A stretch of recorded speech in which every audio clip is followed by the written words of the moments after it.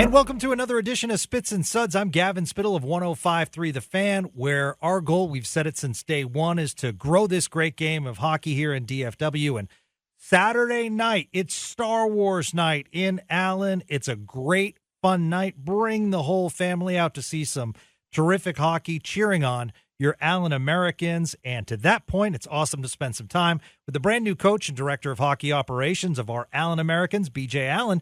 Stick tap to you for joining us, Coach. How are you? Great. Thanks for having me, Gavin. Yeah, absolutely. How does it feel to get that first ECHL win? And did you get a game puck or did you drink a Frosty afterwards? It felt great for one, just for everybody. I think the guys were squeezing their sticks a little bit, so it was good to kind of get that monkey off our back. But the answer, yes, to both those questions at the end there.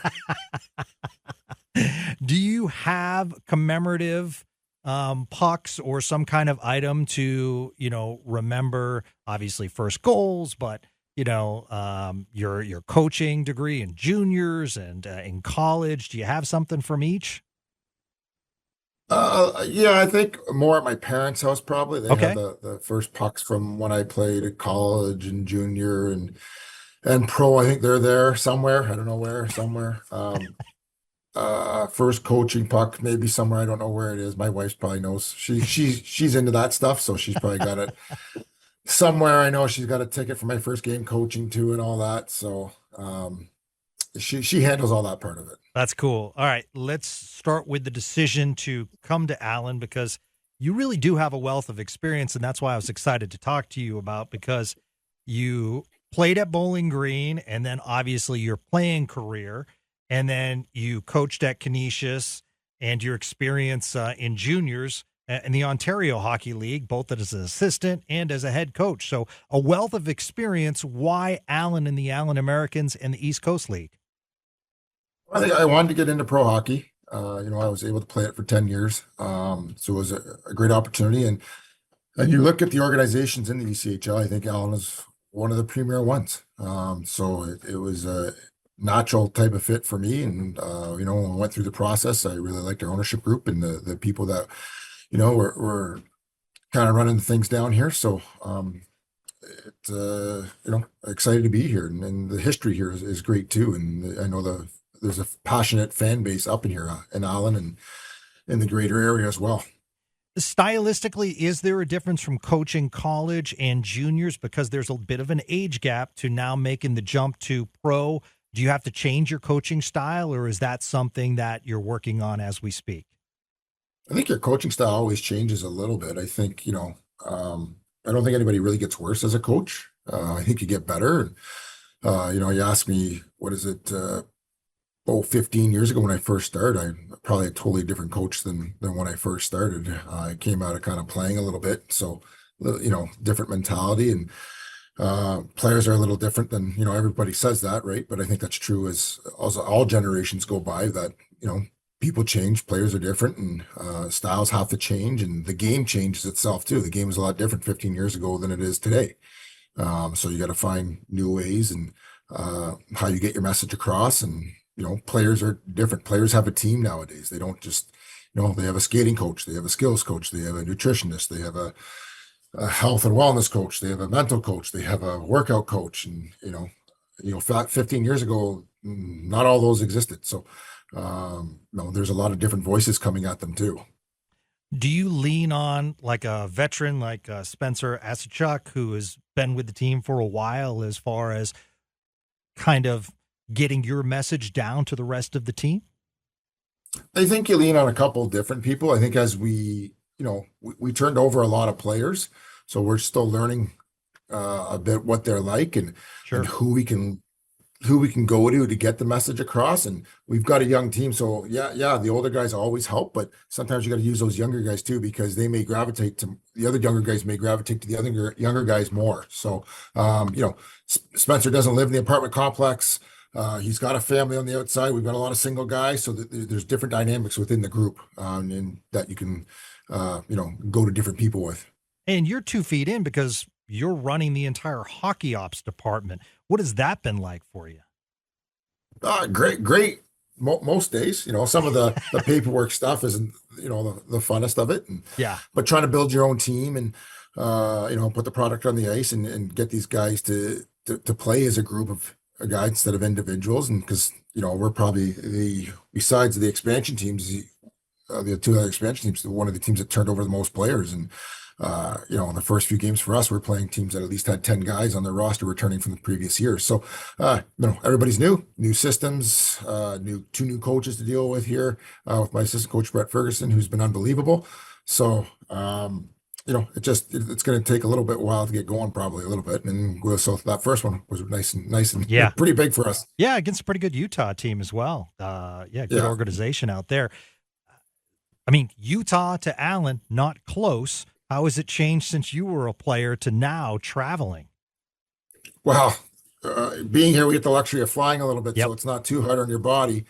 When I played, it was the old iron lung a lot. So you get in at 3, 4 in the morning, and some days I remember we'd get into a town at like 5. I just go have breakfast right away. Then I would sleep to pregame. That would be my sleep till pregame at 12 or 1, and then get up and do that, and then go play, and then back on the bus, and you go in a different city.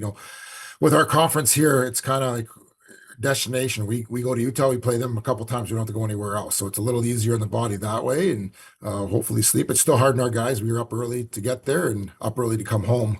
Just going to make sure we try and give them as much time as a day off as possible instead of traveling all day. So it's interesting too, because your ownership group is led by Miles Jack and his wife, and so you as a professional athlete, he can kind of relate, and the family can relate because they've been in professional sports for a while, as opposed to a business person coming from the outside with no professional sports experience. Yeah, they've been great. Our first game didn't go the way we wanted it to, and quite frankly, it was our first game. It was probably at that time Tulsa's really their fourth game, but probably everybody's played in at least 3 games, or some of our guys haven't even played a game yet. And first time I met Miles was the next day. He's like, sports, it happens, So, and he was just like, I'm trying to learn, like, what kind of went wrong from your perspective. So I was saying, well, it's kind of like a football. You wanted the receiver to run a 5-yard route, and he ran a 10-yard route. Yeah. And the ball's there, and he's not there. And it's kind of like, that's kind of what we looked like last night. So in that first game where we were just off sync and, going through the growing pains. So interested, because you guys have a 1-year deal with the affiliation with the new Utah Hockey Club, a lot of buzz surrounding them. How much communication do you have, not just with the parent club and Bill Armstrong, the GM of Utah, but also John Ferguson, Jake Wagman in Tucson as they run the AHL affiliate? That's mainly who I deal with, is with John Ferguson Jr. and Jake Wagman there, and Steve Potman as well as their head coach there. That's basically who our communication has been through since we signed the affiliation, and they've been great. So what kind of communication is it? Is it as far as like, hey, we're interested in this style and we'd like it to, come down through from Utah to AHL or ECHL, or what kind of things do you guys discuss? Not so much style of play. Obviously, we went to their training camp in Tucson, and there's a lot of similarities in what we do to begin with. Before, it wasn't they never said I have to do this or I've got to do it this way. There were some similarities there anyways, but from that part, they've just kind of let us be from a stylistic standpoint, structure standpoint. They just want to know, hey, how are our guys doing? Are they putting in the time in? Are they working hard? What are they working on? What are we doing? So, like, their goalie coach was down here last week working with both their goalies, so for 3 days. So it's great to see that involvement as well. So I'm a big East Coast guy, always have been. Love the physicality of the league. College hockey, we've seen the emergence. It's massive. So you have an interesting perspective that I wanted to ask you about, because I would love to see the East Coast be the main feeder league, to the AHL and obviously to pro. And now you see a lot of teams draft and then stash within college. You have experience in college. So how can we make the East Coast League that feeder league, so that, teams are automatically thinking of the Coast League rather than college? Well, I think the teams have to own the Coast teams then. Okay. Similar to what baseball would be like, I think, how they have their different levels and and they're owned by the Yankees own so and so, and Texas Rangers own, they got like a double A team and a single A team. I think if you want to go that model, I think that's where you would have to do, because then you're totally locked into your development. When you see baseball has like the spring training facilities, and I'm a Canadian guy, so when I look at the Blue Jays, they just built a whole new big complex in Dunedin, and Yep. that's where they send everybody, even of their rehab assignments and all that. So everything's tied in together, and I think, but you're tied into, because you only have 50 contracts as well at the NHL level, and not every team uses all 50. And you think you've got 23 at the NHL, you might have another 15 to 20 at the AHL level, but then also you have guys that are signed already that are still playing junior because they're not old enough to play at the American League level yet. They're not allowed to go there. And then it'll be interesting to see what happens in that college now, because of it's going to open up here, I think. Yeah. To see if guys can still be signed and still play in college now too, moving forward. Yeah, with the whole NIL thing, it's yes, the game's certainly changing. For you personally, was there a coach that inspired you through the ranks that as a player you're like, all right, I can do this, or someone through the minors, like for instance, I was looking up your coach at Bowling Green, Buddy Powers. He's been in coaching for 29 years. Yeah, it's kind of neat, as as a player, your first year, you're trying to survive. You want to get in the lineup. You don't want to get taken out. And no, I was fortunate enough to play a lot of games my freshman year there. But then you get a different perspective when I went back, and he was still helping out Bowling Green a couple of years ago. Took my family there, went and watched the game, and he was also scouting for Dallas Stars at one point too. And you're in different conversations now. You're in grown-up conversations, and before it was player coach, now it's kind of coach and or coach scout. So it's totally different conversations. I don't have to worry about him if he's going to play me anymore or not. It's just more of, hey, these are my thoughts. What do you think here? And you learn, like, even his coaching style a little bit, like when we're coming through. Hey, so and so, we had to do this because of this or this player, and we had to. Well, here was the reason behind it too, because you're not. You don't have that access to that information as a player at the time, but now as you get older, you find it. So it's been pretty neat. And, just going through, I've had a lot of pretty good coaches. I've been fortunate enough starting, at Davis Payne when I was down playing in Florence, South Carolina there, before he went to the NHL and stuff like that. He was really good for me in terms of my development and how I need to play. And going through that, I had, Nick Fatusi in Toledo, a totally different style. Actually, they knew each other. They played together and worked together too. But I knew Nick from before anyways.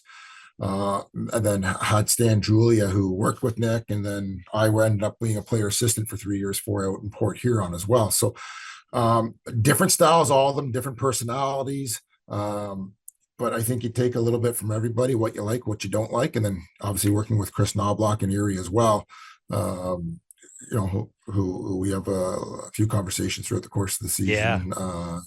But a lot of respect for all those guys. Yeah. All right, let's have some more fun.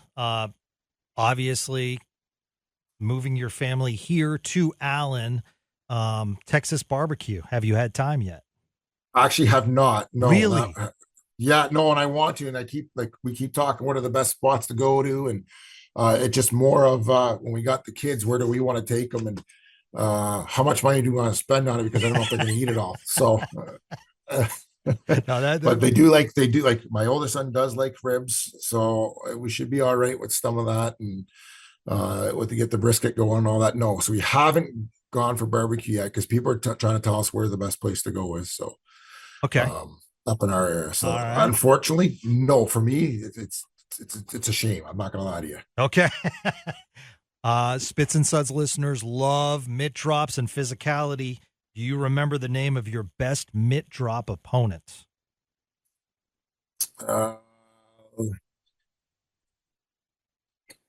Trying who? It just, like some of them, he just, like, I remember a guy, David Perron, he played in Roanoke, and we played against college with each other. And I was chirping at him. I think we got on each other's skin. And at the end of the game, we actually fought right at the end of the game where he actually threw his helmet off took it off and threw it at me. And I just Really? took my helmet off. My coach goes, "Why'd you take your helmet off?" And this was before no visors. I'm like, I don't know. We're just in the moment. You know what I mean? And then we just went right after the game, buzzer ends, and we just went at it. So that was a pretty good little talk Wow. there. What kind of chirping led to that? That must have been fun. Oh, I don't know. You know what? He was an honest player, a very hard worker, and pretty much like a fire hydrant bowling ball type build. Yeah. And he finished his checks and all that. And we had a little rivalry in college a bit, and I probably was just saying, like, "Hey, you can't hurt me. You don't hit hard enough," and whatever it was, and I don't know, like silly stuff like that. Just trying to, needle people. I'm sure he was needling me, and I think he had enough of my needling, and said, "Let's go." And like, all right, let's do it. How has the chirping game evolved since you were a player? That's a good question. I don't know, to be honest, because I'm not on the ice, right, with these guys. So you're not paying. That's You hear some blank. Yeah. You hear like in junior, it wasn't very good. So it was like, these guys aren't very good. Like we've had, like, I played with some great guys where it's been pretty good. So I haven't heard it as much lately as it Okay. was back in the day, and I think a little bit different back in the day too.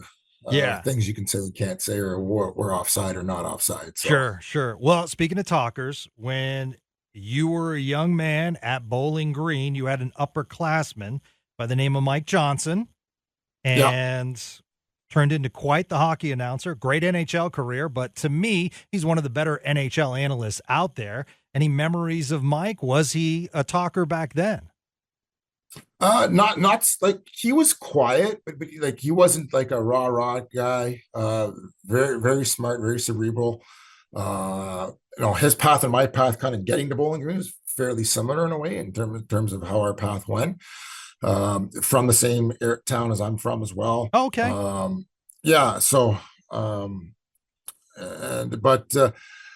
not so much as a rah guy. I know, like, I remember my freshman year, like, I basically cost us the game. I made a mistake. I went for the puck. I had it on my stick. It bounced over. The other team scores an RPI, and they win the game. And he was the first one to come over to me and say, "Hey, no big deal. Like, it's all good." I'm like, "Yeah, tell me how I feel right now." But that's important. I think that kind of stuff is important, even though at the moment you don't feel like. But when you have a senior come over to a freshman and say, "Hey, I get it. Like, it happened. It wasn't like I meant to pass it to the guy. It just was on my stick. It jumped over, and bad luck there a little bit. But because you feel this small at that moment, and it's always good. And I just that was a big moment for me as a freshman there, with him approaching me after that game. So, what was the decision as a player? Because you said you're familiar with Mike, growing up in the same hometown, as far as like, making the move to Bowling Green, because I'm sure there were a bunch of schools coming after you.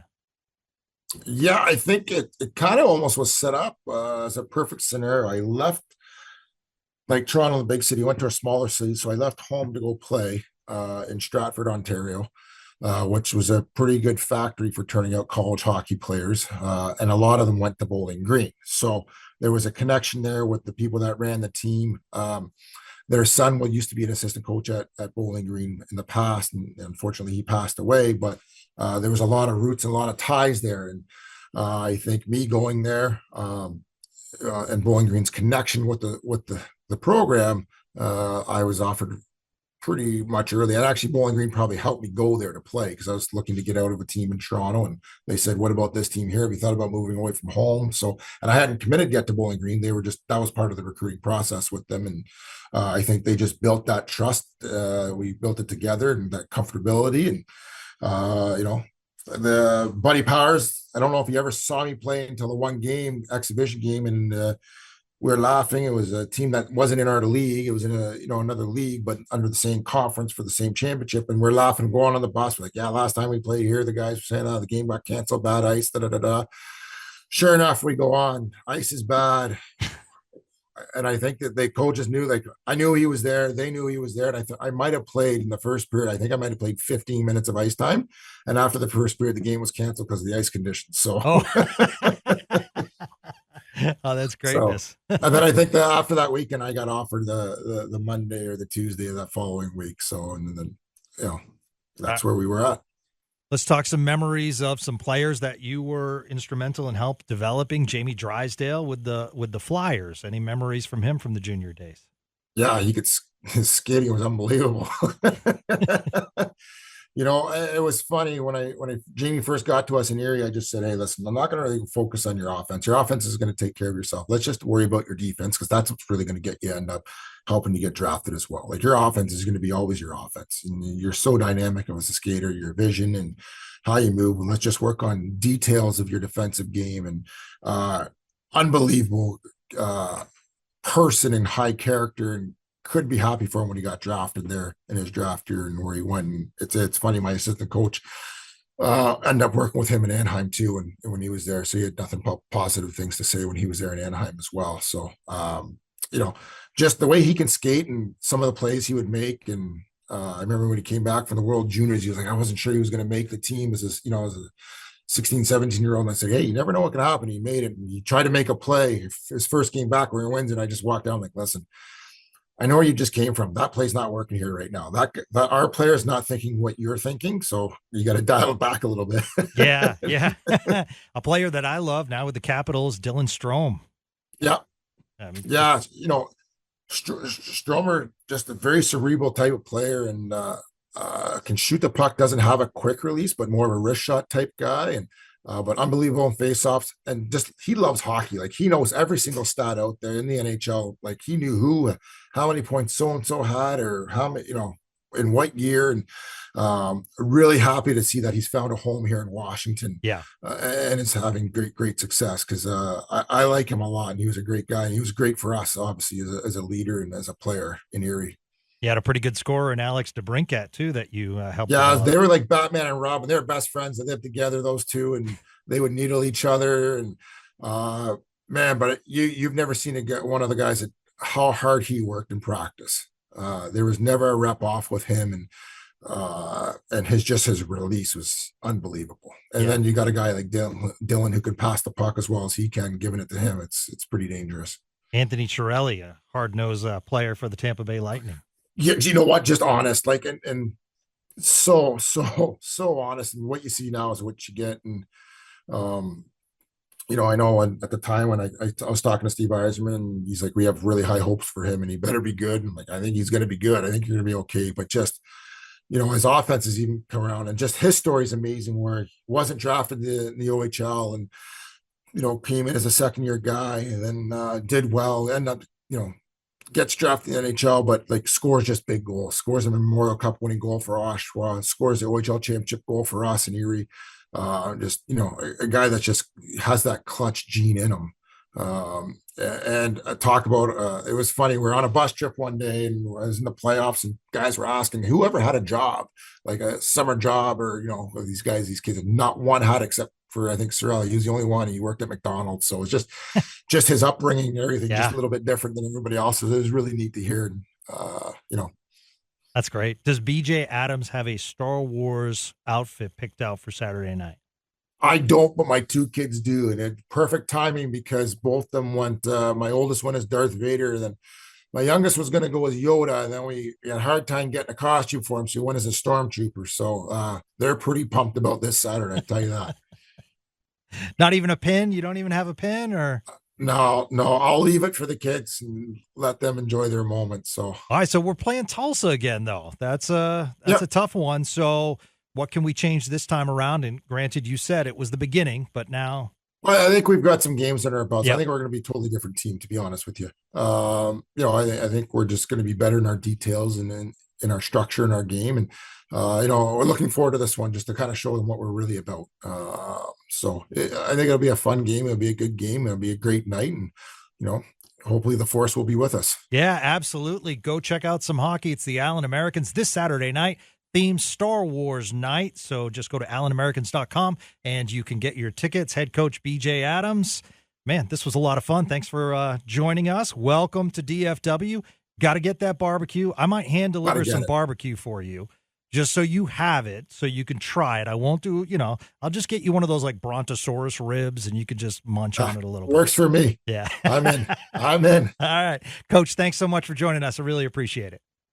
Thanks for having me. Appreciate it. Absolutely. That's going to do it for another one-timer of Spits and Suds right here on 105.3 The Fan. Have a great day, everyone.